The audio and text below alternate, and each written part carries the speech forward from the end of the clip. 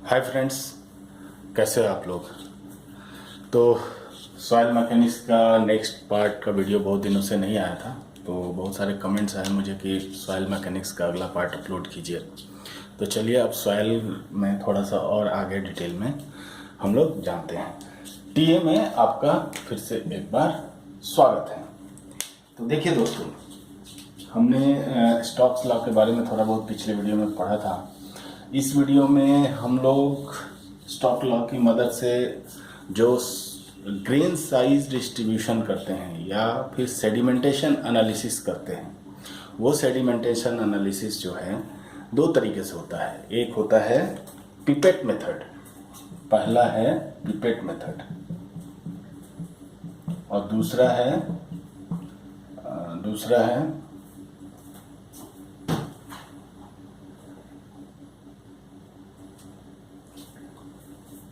Hydrometer method. तो basically इस video में हम लोग पिपेट मेथड के बारे में थोड़ा सा समझने की कोशिश करते हैं कि इससे हम लोग ग्रेन साइज डिस्ट्रीब्यूशन कैसे कर सकते हैं। अब देखिए, पिपेट मेथड में थोड़ा सा बुक से आप थोड़ा डिटेल में पढ़ना चाहें तो पढ़ लीजिएगा। मैं थोड़ा ब्रीफ में बता देता हूँ कि इसमें क्या करते हैं कि जो वेट एनालिसिस है, actually this is a weight analysis,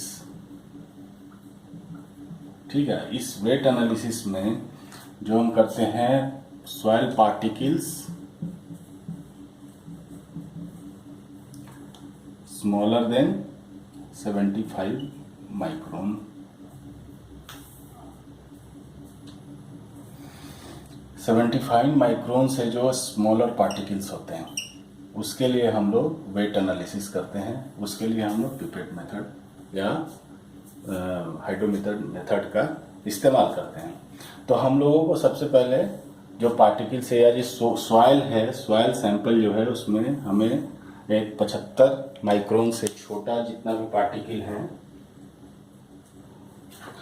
उसको कुछ सैंपल 20-30 ग्राम कलेक्ट करना पड़ेगा, और कलेक्ट करने के बाद उसको अच्छी तरह से इम्प्योरिटी से वॉश करके उसको हमें एक सस्पेंशन बनाना पड़ेगा।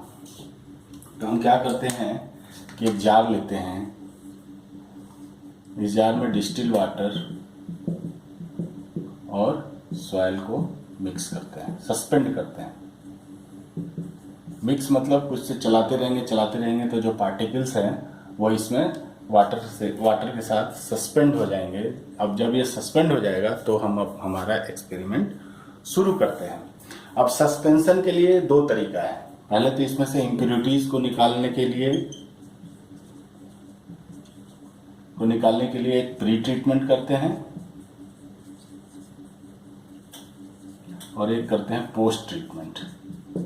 ये सब प्री ट्रीटमेंट, पोस्ट ट्रीटमेंट जो भी चीजें हैं वो तो एक्सपेरिमेंट का रिजल्ट ज़्यादा प्रिसाइज निकले उसके लिए करते रहते हैं। अब प्री ट्रीटमेंट में क्या होता है, ऑर्गेनिक मैटर को निकालने के लिए और कैल्शियम कंपाउंड को निकालने के लिए हम लोग प्री ट्रीटमेंट करते हैं। और प्री ट्रीटमेंट में ऑर्गेनिक मैटर को अगर निकालना है तो ऑक्सीडाइजिंग एजेंट यूज करते हैं H2O2। प्री ट्रीटमेंट में क्या करते हैं, H2O2 मिक्स करते हैं, जिससे वो क्या करता है, ऑर्गेनिक कंपाउंड को ऑक्सीडाइज करके न्यूट्रल बना देता है। और कैल्शियम कंपाउंड को निकालने के लिए हम लोग यूज करते हैं HCl। तो ये सब कहीं ऑब्जेक्टिव में पूछेगा, इसलिए मैंने बता दिया कि प्री ट्रीटमेंट करते हैं सॉइल को H2O2 से, या H2O2 मतलब हाइड्रोजन पेरोक्साइड, और या HCl से, जो कि हमें कैल्शियम कंपाउंड्स को निकालने में हेल्प करता है। और चूंकि पार्टिकल्स बहुत छोटे छोटे होते हैं तो वो एक दूसरे के साथ मिलकर फ्लॉक्स ना बना लें। फ्लॉक्स बना लेंगे तो हमारा जो एक्सपेरिमेंट है वो सही नहीं हो पाएगा। तो उस फ्लॉक्स को नहीं बनाने के लिए हम उसमें करते हैं पोस्ट ट्रीटमेंट। और पोस्ट ट्रीटमेंट में जो हम करते हैं, सेडिमेंटेशन बनने के बाद इसमें हम लोग डीफ्लोकुलेटिंग एजेंट का इस्तेमाल करते हैं। डीफ्लोकुलेटिंग एजेंट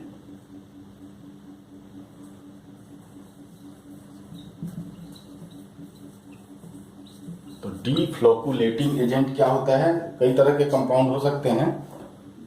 सोडियम हेक्सामेटाफॉस्फेट,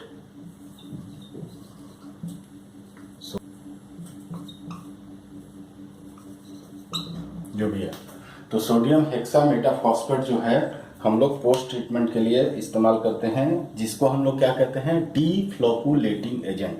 और फ्लोकुलेशन क्या होता है कि एक एक जो पार्टिकल्स है वो मिलके एक गुच्छा ना बना के, फ्लॉक ना बना ले, बड़ा ना बन जाए, जिससे हमारा जो स्टोक्स लॉ है वो फेल हो जाएगा और हमारा जो ये एनालिसिस के रिजल्ट जो हैं वो गड़बड़ हो जाएगा।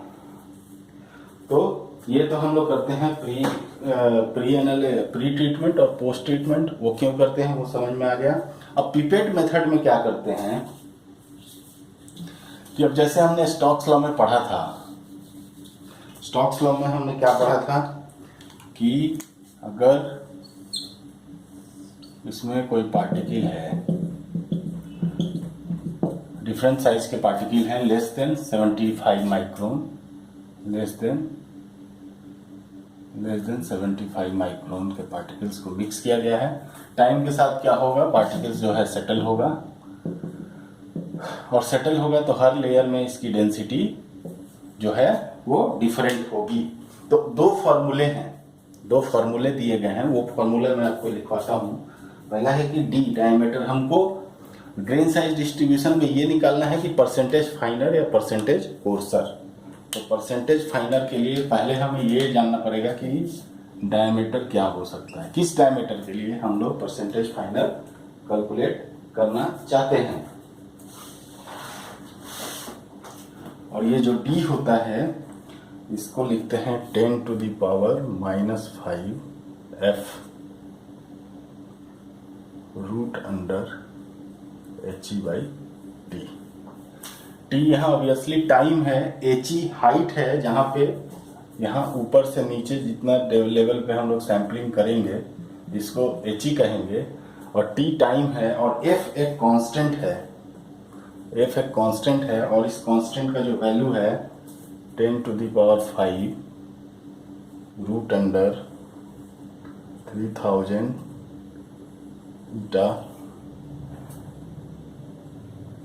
G-1 divided by G-1 gamma W. तो ये F है, और F में जो ईटा है एंड G है वो टेम्परेचर डिपेंडेंट है। तो ये जो वैल्यू है एक्सपेरिमेंट है वो टेम्परेचर के हिसाब से, आपका टेम्परेचर जो है इस एक्सपेरिमेंट को अफेक्ट करेगा। तो हम लोग क्या करते हैं कि एक पिपेट डालते हैं इसमें। पिपेट क्या होता है? सैम्पलिंग के लिए इसके अंदर डालते हैं पिपेट। वो इस तरह का एक ट्यूब होता है जिसमें हम वैक्यूम के द्वारा इसमें से calculated amount of sample pipette से एक निश्चित डिस्टेंस से निकाल सकते हैं। तो हम लोग क्या करते हैं कि एक टाइम टी पे डिफरेंट टाइम पे ये जो डायमीटर का वैल्यू जो होगा वो डिफरेंट आएगा।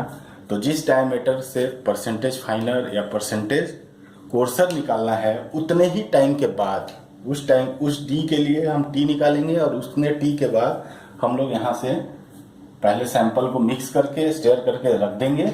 रखने के बाद पिपेट एनालिसिस का जो डिवाइस है उसके अंदर इस जार को अंदर कर देंगे, और अंदर करने के बाद चलिए मैं पहले एक्सप्लेन कर देता हूँ आपको कि पिपेट एनालाइजर कैसा होता है।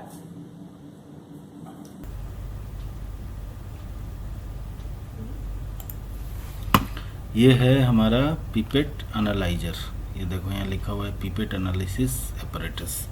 अब ये जो पिपेट एनालिसिस एपरेटस है इसमें ये है पिपेट, ये पूरा असेंबली पिपेट है, और इस पिपेट का जो ये भाग है इसको कहते हैं pipette and change over cock capacity 10 ml approx.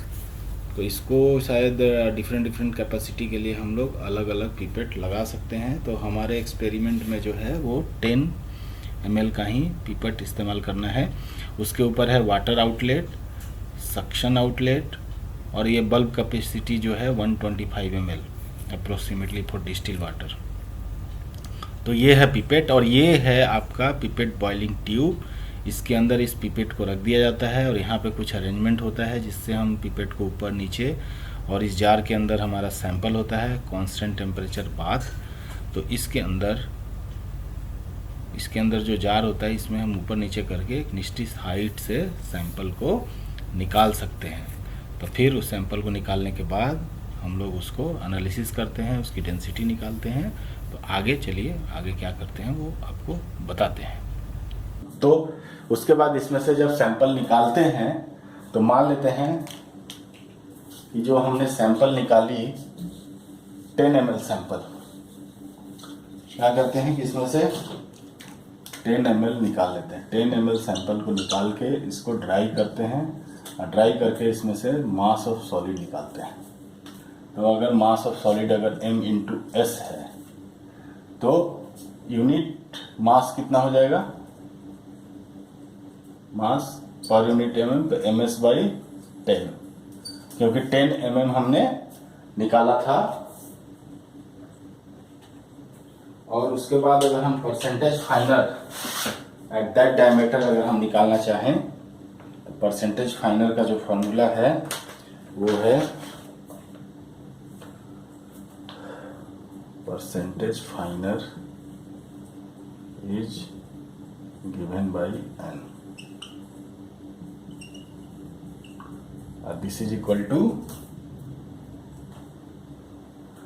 ये है mass of solid in pipette divided by volume of pipette, मान लेते हैं इसकी जगह Vp था, और डिवाइडेड बाय टोटल मास। इसमें पूरा कितना मास ऑफ सैंपल निकाला गया तो मास ऑफ सैंपल और divided by volume of sample, या इसको हम सीधा C भी कहते हैं। तो ये जो हो गया दिस इज परसेंटेज फाइनर। अब चूंकि हमने, अब चलिए ये जो रिजल्ट निकला ये एक फॉर्मूला है, इसको याद रखिएगा। अब हमने क्या किया था, हमने कुछ मिक्स किया था, उसमें प्री ट्रीटमेंट किया था और पोस्ट ट्रीटमेंट किया था। अगर हम प्री ट्रीटमेंट और पोस्ट ट्रीटमेंट करते हैं तब परसेंटेज अगर निकालना है तो परसेंटेज n हो जाएगा ms माइनस मास जो हमने उसमें मिक्स किया था, टोटल मास जो हमने प्री ट्रीटमेंट या पोस्ट ट्रीटमेंट में केमिकल का मिक्स किया था, डिवाइडेड बाय टोटल वॉल्यूम, और हमने जो ये पिपेट में लिया जो सॉलिड आया volume of pipette divided by total mass divided by total volume. तो यहाँ से हम लोग पिपेट मेथड से परसेंटेज फाइनल, और उसी को अगर हम लोग 100 में से % को माइनस कर देंगे तो परसेंटेज कोर्सर निकल जाएगा। तो ये पिपेट मेथड था। बेसिकली इस मेथड में स्टोक्स लॉ बहुत ही बड़ा रोल अदा करता है, और इसमें एक रिलेशन बनाने की कोशिश की गई है कि जब भी हम जार में जब हम सॉइल को मिक्स कर देते हैं और जब हम टाइम के लिए छोड़ देते हैं तो डिफरेंट पार्टिकल उसके डिफरेंट लेवल में आ जाते हैं।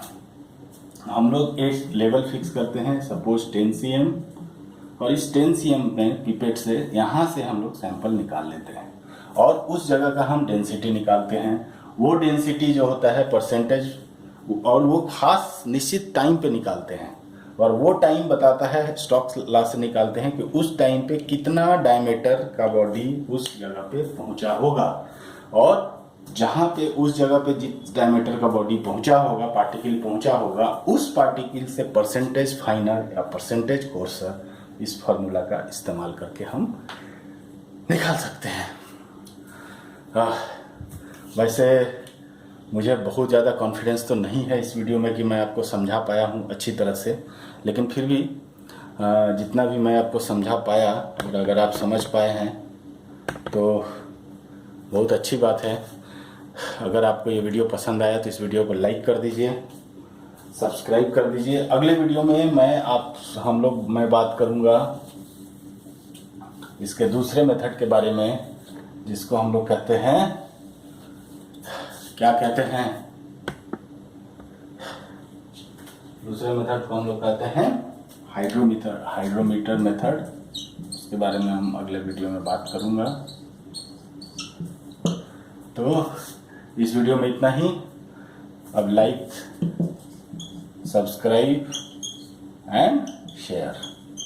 और अगर आप सब्सक्राइबर ऑलरेडी हैं तो सब्सक्राइबर बटन के बगल में एक घंटा दिख रहा होगा, इस तरह से घंटा, एक बेल होगा, उस बेल को भी टैप कर दीजिएगा। तो जैसे ही कोई वीडियो हमारे चैनल पे, मेरे चैनल पे, आपके चैनल पे अपलोड होगा, आपको तुरंत पता चलेगा, तो आप सबसे पहले उसे देख पाएंगे। वीडियो को पूरा देखने के लिए धन्यवाद।